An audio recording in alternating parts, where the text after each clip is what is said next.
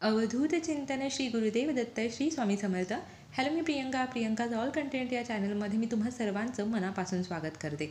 तुम्हाला आजचा दिवस शुभ जावो. स्वामी महाराज तुमच्या सर्वांच्या सर्व चांगल्या इच्छा पूर्ण करो हीच प्रार्थना मी त्यांच्या चरणी करते आणि व्हिडिओला सुरुवात करते. तर आजच्या व्हिडिओमध्ये मी तुम्हाला सांगणार आहे की तारक मंत्राचं जे अनुष्ठान आहे ते कसं करावं. स्वामींनी आपल्या भक्तांसाठी दिलेला प्रसादरूपी जो प्रसाद आहे तो म्हणजे तारक मंत्र. आणि जो भक्त श्रद्धेने या तारक मंत्राचं पठण किंवा श्रवण करतो त्याला अनुभूती आल्याशिवाय राहत नाही. तर तारक मंत्राचे खूप अनुभव तुम्हालाही आले असतील. आणि हा जो सुंदर असा तारक मंत्र महाराजांनी दिलेला आहे त्याचंच अनुष्ठान कसं करावं त्याबद्दल आजचा हा व्हिडिओ आहे. त्यामुळे व्हिडिओ स्किप न करता संपूर्ण पहा. चांगल्या कामाची सुरुवात ही चांगल्या विचारांनी होत असते. त्यामुळे नेहमी असं सांगितलं जातं की सकारात्मक विचार करा, चांगले विचार करा, मनामध्ये चांगली भावना ठेवा. कारण जेव्हा आपले विचार चांगले असतात तेव्हा आपल्या आयुष्यामध्ये सुद्धा तसेच सकारात्मक घडायला लागतं. पण जर सतत आपण निगेटिव्ह बोललो किंवा नकारात्मक बोललो तर आपल्या आयुष्यामध्ये सुद्धा तसंच घडत असतं. त्यामुळे आपल्या विचारांचा आपल्या सकारात्मक राहण्याचा जो प्रभाव आहे तो जास्त पडत असतो. त्यामुळे जेवढं तुम्ही सकारात्मक राहाल, चांगले विचार ठेवाल, तेवढं तुमच्या आयुष्यामध्ये तुम्हाला जे काही हवं आहे ते पटकन मिळणार आहे. प्रदीपदादा नेहमी म्हणतात, मनी नाही भाव आणि देवा मला पाव. म्हणजे काय की जर आपल्या मनामध्ये देवाच्या विषयी भक्तीच नाही आहे, श्रद्धाच नाही आहे, तर विश्वासच नाही आहे, संयमही नाही आहे, तर देव आपल्याला कसा पावेल. आपण कितीही जर सेवा करत राहिलो पण त्या देवाविषयी जर आपल्या मनामध्ये श्रद्धा नसेल, आपण जी काही सेवा करतोय त्यामध्ये आपलं समर्पण नसेल, श्रद्धा नसेल, तर आपल्याला देव कधीच पावणार नाही. एकीकडे तुम्ही कितीही जप करताय, कितीही सेवा करताय, कितीही देवदेव करताय आणि दुसरीकडे तुम्ही जर इतरांशी चांगलं वागत नसेल, इतरांविषयी जळकट भावना तुमच्या मनामध्ये ठेवत असाल, सतत कोणाशी तरी कंपॅरिझन करणं, कोणाला तरी घालून पाडून बोलणं, मग तुम्हाला देव कधीच प्रसन्न होणार नाही किंवा कधीच पावणार नाही. कारण एकीकडे तुम्ही कितीही सेवा करताय पण जर दुसरीकडे तुम्ही एखाद्याचा अपमान करताय, त्याची काहीही चूक नसताना एखाद्याला तुम्ही रिस्पेक्ट देत नाही आहे, शिवीगाळ करताय, तर देव तुम्हाला कधीच प्रसन्न होणार नाही. त्यामुळे नेहमी लक्षात ठेवा, इतरांविषयी चांगला विचार करा, सर्वांशी चांगलं बोला, मनामध्ये सकारात्मक भावना ठेवा. कितीही तुमच्याबरोबर काहीही वाईट घडू द्या, कितीही दुःख येऊ द्या, संकट येऊ द्या, पण तुम्ही मनातून सकारात्मक राहा. कारण जेवढे तुम्ही सकारात्मक राहाल तेवढं तुमच्या दुःखावरती सकारात्मकतेचं सिंचन केलं जाईल. आपण सकाळी सकाळी उठतो आणि आपण आपल्या नशिबाला दोष देतो की माझ्या आयुष्यात काहीच चांगलं घडत नाही आहे, दररोज आलेला दिवस चाललेला आहे, मला हेच मिळत नाही, मला तेच मिळत नाही. आपण आपल्या स्वतःला, नशिबाला आणि देवांना दोष देत बसतो. पण तुम्हाला माहिती आहे का, जेवढं आपण नकारात्मक बोलू तेवढ्या गोष्टी आपल्यावरती प्रभावित होत असतात आणि तशाच गोष्टी आपल्या आयुष्यात घडत राहतात. मग आपल्या आयुष्यावरती कसलाच सकारात्मक सिंचन होत नसतं. त्यामुळे कधीच आपल्याला असं बोलायचं नाही. तुम्ही लहानपणापासून ऐकत आला असेल की तुमच्या घरातील जी मोठी मंडळी आहेत तर ते काय म्हणतात की बाळा असं बोलू नये, नेहमी चांगलं बोलावं. तुम्ही जेवढं चांगलं बोलाल, जेवढे सकारात्मक विचार तुमच्या मनामध्ये ठेवाल ना, तेवढं तुमचं काम पटकन होणार आहे आणि तुमचं आयुष्य सकारात्मक होणार आहे.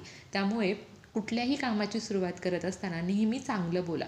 सकाळी उठलेला आहात, उठल्या उठल्या तुम्ही तुमच्या मनाशी बोला की आजचा माझा दिवस खूप शुभ जाणार आहे, मी स्वामींची सेवा करणार आहे, स्वामी माझ्याकडून त्यांची सेवा करून घेतात, अशी सेवा तुम्ही माझ्याकडून करून घ्या, मला प्रसन्न व्हा, माझ्यावरती तुमचा कृपा आशीर्वाद राहू द्या, मी तुमचं बाळ आहे, माझ्याकडून जर काही चुकलं तर ते पदरात घालून घ्या, अशी प्रार्थना करायची आहे. आजचा दिवस खूप छान जाऊ दे, मी मनामध्ये सकारात्मक विचार ठेवणार आहे, मी खूप सुखी आहे, मी खूप समाधानी आहे, मी आनंदी आहे, मी निरोगी आहे, मी श्रीमंत आहे, मला अजून काय हवं आहे आयुष्यात, असं तुम्ही मनाशी बोलायला सुरुवात करा. मग बघा तुमच्या आयुष्यामध्ये किती सकारात्मक बदल घडतील. एक ताई असतात, त्या ताई काय करतात, दररोज सकाळी उठल्या की त्यांच्या डायरीमध्ये त्या सगळं दिवसभरामध्ये काय घडतंय ते लिहित असतात. पण त्या सर्व सकारात्मक लिहितात की माझं आयुष्य खूप सुंदर आहे, माझ्या आयुष्यात सुख आहे, शांती आहे, समाधान आहे, ईश्वराने मला जे काही हवं आहे ते सर्व दिले, मला त्यांनी पेट्रोल दिलेलं आहे, मला त्यांनी गॅस दिलेला आहे, त्यामुळे मी स्वयंपाक करू शकते, त्याच्यावरती मी जगू शकते, पेट्रोलमुळे मला जिथे कुठे जायचे तिथे मी जाऊ शकते, माझ्याकडे पैसे आहेत, कुठला सणवार आला की माझी पर्स रिकामी होते, कारण मला त्यांनी सोन्यासारखी माणसं दिलेली आहेत, नातेवाईक दिलेले आहे, मित्रमैत्रीण दिलेला आहे आणि त्यांना भेट देत असताना माझी पर्स रिकामी होते, पण परत ती पर्स भरली जाते. कधीमध्ये मी आजारी असते पण माझा आजारसुद्धा निरोगी आहे, कारण तो लगेच बरा होत असतो. देव माझ्याकडून सेवा करून घेत असतात, माझ्याकडून सगळे चांगली कर्म घडतात, असं ते सगळं सकारात्मक लिहित असतात. म्हणजे बघा की आपल्या मनामध्ये कितीसुद्धा नकारात्मक विचार येऊ दे पण त्याच्यावरती सकारात्मक विचारांचा प्रभाव कसा पाडायचा हे आपल्या हातात आहे. आपल्याला कधी कधी इतकं नकारात्मक व्हायला होतं की असं वाटतं की आता हे आयुष्यच नको, मला हे जीवनच नको, मला हा जन्मच नको, इथपर्यंत आपली जे विचार आहेत ते तिथपर्यंत जात असतात.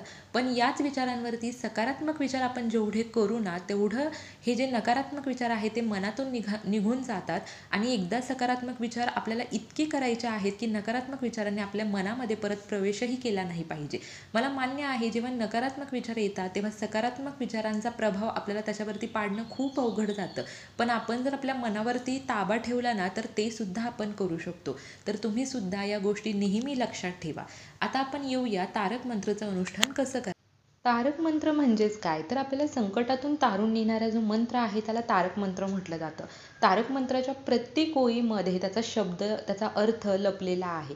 तर हा जो तारक मंत्र आहे, याचा अनुष्ठान म्हणजे काय, तर अनुष्ठान म्हणजे काय, तर विशिष्ट कालावधीसाठी आपण संकल्पयुक्त जी सेवा करतो त्याला अनुष्ठान असं म्हटलं जातं. तर हे जे तारक मंत्राचं अनुष्ठान आहे ते तुम्ही गुरुवारपासून सुरुवात करू शकता किंवा पौर्णिमेपासून सुरुवात करू शकता. तसं तर या सेवेला कसलंही बंधन नसतं. तुम्ही कुठल्याही दिवशी ही सेवा आणि कधीही ही सेवा चालू करू शकता. पण ते एक म्हणण्याचं असतं ना, की महाराजांचा वार गुरुवार आहे, त्यामुळे तुम्ही गुरुवारपासून अनुष्ठान चालू करू शकता किंवा इतर कुठल्याही दिवशी तुम्ही हे अनुष्ठान चालू करू शकता. अनुष्ठान करण्यापूर्वी तुम्हाला सर्वात आधी तर काय करायचं आहे, आपली जशी नित्य देवपूजा तुम्ही करता तशी करून घ्या. महाराजांची मूर्ती असेल, अभिषेक करा, फोटो असेल स्वच्छ पुसा. अभिषेक करत असताना श्री स्वामी समर्थ या मंत्राचा जप चालू ठेवायचा आहे. दिवा, धूप, अगरबत्ती लावा. महाराजांना मुजरा करा. तिथे तुम्ही आसन घेऊन बसा. त्यानंतर तुम्हाला महाराजांच्या समोर संकल्प जोडायचा आहे. संकल्पासाठी तुम्ही उजव्या हातामध्ये एक फूल घ्या, पाणी घ्या, हळद, कुंकू आणि अक्षता घ्या. तुमचं नाव सांगा, तुमचं गोत्र सांगा, तुम्ही कुठे राहता ते सांगा. आणि गोत्र माहीत नसेल तर काश्यप बोला. आणि तुमची काय इच्छा आहे की ज्यासाठी तुम्ही हे तारक मंत्राचं अनुष्ठान करत आहात ते तुम्हाला महाराजांना सांगायचं आहे.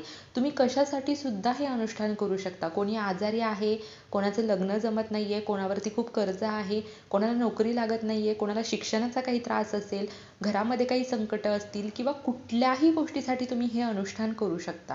तर तुमची जी इच्छा आहे ती बोलायची आणि मग महाराजांना असं सांगायचं की महाराज, मी एवढ्या एवढ्या दिवसाचं हे अनुष्ठान करत आहे, माझ्याकडून हे निर्विघ्नपणे करून घ्या. आणि ते जे पाणी आहे ते ताम्हाणामध्ये सोडायचं आहे. ते जे ताम्हाणात सोडलेलं पाणी आहे संकल्पचं, ते तुम्हाला तुळशीला न ओतता इतर कुठल्याही झाडांना तुम्ही ते घालू शकता. तारक मंत्राचं जे अनुष्ठान आहे ते करण्यासाठी तुम्हाला फक्त काय नियम आहेत, एकतर तुम्हाला मांसाहार कडकडीत वर्ज करायचा आहे. कारण ही आपण संकल्पयुक्त सेवा करत असतो आणि काही दिवसांसाठी ही सेवा असते, त्यामुळे आपल्याला नॉनव्हेज खायचं नाही आहे. दुसरी गोष्ट, तारक मंत्राचं हे जे अनुष्ठान आहे ते तुम्ही 11 दिवस, 21 दिवस, 51 दिवस, 108 दिवस असं करू शकता. तुम्हाला दररोज आसन घेऊन बसायचं आहे. तुम्ही आज सकाळी जर 10 वाजता बसलाय तर उद्या पण तुम्हाला 10 वाजता, असे जर तुम्ही 11 दिवसाचं अनुष्ठान करत असाल तर दररोज सकाळी 10 वाजताच तुम्हाला ते बसून अनुष्ठान करायचं आहे. म्हणजे तुम्हाला टाईम फिक्स ठेवायचा आहे, देवासमोर आसन घेऊन बसायचं आहे आणि अनुष्ठान करायचं आहे. दुसरी गोष्ट, 11 दिवस करा, 21 दिवस करा, 51 दिवस करा, 108 दिवस करा. दररोज तुम्हाला 11 वेळा तारक मंत्र म्हणायचा आहे. म्हणजे आज तुम्ही सेवेला बसला, 11 वेळा तारक मंत्र म्हणा. उद्या बसला 11 वेळा. म्हणजे दररोजच्या दररोज 11 वेळा तारक मंत्र तुम्ही जेवढ्या दिवसांसाठी करणार आहात तेवढं तुम्हाला म्हणायचं आहे. दुसरी गोष्ट, जेव्हा तुम्ही संकल्प करणार आहात तेव्हा स्वामींना सांगायचं आहे की मी 11 दिवसाची सेवा करतेय, मी 21 दिवसांची सेवा करतेय आणि दररोज तुम्हाला 11-11 वेळा हा तारक मंत्र म्हणायचा आहे. तारक मंत्राचे जास्त काही नियम नाही आहेत. तुम्ही फक्त मांसाहार करायचा नाही आणि मासिक पाळी असेल ते दिवस तुम्हाला वर्ज करायचे आहे. तिथून पुढे तुम्ही कंटिन्यू करू शकता किंवा तुम्ही पहिल्यापासून सुद्धा ही सेवा करू शकता. हे तुमच्या मनावरती आहे, कारण आपला भाव आणि श्रद्धा महत्त्वाची आहे. दुसरी गोष्ट, जेव्हा तारक मंत्र तुम्ही अनुष्ठान करणार आहात तेव्हा तुम्हाला विशेष पूजा वगैरे काही मांडण्याची गरज नाही. आपली दररोजची जी महाराजांची पूजा आहे ती तुम्ही आहे तशी देव्हाऱ्यामध्ये करू शकता. तिथेच मुजरा करा, दिवा लावा, अगरबत्ती धूप लावा, नमस्कार करा. एकदा संकल्प केल्यानंतर 11 दिवसाची सेवा असेल तर कंटिन्यू ती सेवा करा. दररोज सकाळी संध्याकाळी तुम्ही जे काही जेवणामध्ये चपाती भाजी बनवणार असाल तेच तुम्हाला देवांना, महाराजांना नैवेद्य म्हणून दाखवायचं आहे. विशेष असं करण्याची काही गरज नाही. म्हणजे कुठलेही नियम न पाळता, खूप जास्त काही नियम तुम्हाला पाळायचे नाहीयेत. अगदी साध्या सोप्या नियमांमध्ये तुम्हाला हे अनुष्ठान करायचं आहे. तारक मंत्राचं अनुष्ठान जेव्हा आपण करणार आहोत तेव्हा एक ग्लासभर किंवा एक तांब्याभर पाणी तुम्हाला महाराजांच्या समोर ठेवायचं आहे. त्यावरती तुम्हाला तुमचा उजवा हात ठेवायचा आहे आणि 11 वेळा तारक मंत्र म्हणायचा आहे. त्यानंतर तुम्ही तिथे जी काही अगरबत्ती प्रज्वलित केलेली आहे, तुमचा 11 वेळा तारक मंत्र म्हणून झाला, अगरबत्ती प्रज्वलित केलेली असेल तर त्या अगरबत्तीची जी राख पडते खाली, ज्याला आपण विभूती म्हणतो, ती थोडीशी विभूती तुम्हाला त्या पाण्यामध्ये टाकायची आहे. केमिकलची अगरबत्ती असेल तर अगदी थोडीशी टाका. केमिकलची नसेल, आयुर्वेदिक अगरबत्ती असेल तर तुम्ही थोडी जास्त टाकली तरीही चालेल. थोडीशी कपाळाला लावा, थोडीशी गळ्याला लावा. आणि हे जे पाणी आहे हे तुम्ही ज्या कोणाच्या इच्छापूर्तीसाठी करत आहात त्याला तुम्ही हे पाणी प्यायला देऊ शकता. अशा प्रकारे तुम्हाला या तारक मंत्राचं अनुष्ठान करायचं आहे. आणि तारक मंत्र म्हणत असताना फक्त आता 11 वेळा म्हणायचं आहे म्हणून फास्ट म्हणू नका. तर प्रत्येक शब्द, प्रत्येक ओळ समजून घ्या. ते तुम्हाला आतून जाणवलं पाहिजे की तुम्ही काय बोलताय. आणि इतकं स्लोमध्ये तुम्हाला तारक मंत्र 11 वेळा म्हणायचा आहे. उगीच सेवा करायची म्हणून 5 मिनिटात सेवा संपवू नका. श्रद्धेने करा, समर्पित होऊन करा. तुम्हाला अनुभव आल्याशिवाय राहणार नाही, एवढी मी तुम्हाला गॅरंटी देते. जेवढ्या जास्त श्रद्धेने तुम्ही ती सेवा कराल ना, तेवढे पटकन तुम्हाला अनुभव येणार आहेत. तर अशा प्रकारे तारक मंत्राचं अनुष्ठान तुम्ही करू शकता. झालेली सेवा मी महाराजांच्या चरणी अर्पण करते. व्हिडिओ आवडला असेल तर लाईक, शेअर, कमेंट नक्की करा. काही प्रश्न असतील तर कमेंट्समध्ये नक्की विचारा. Shri Swami Samarth. Bless you all.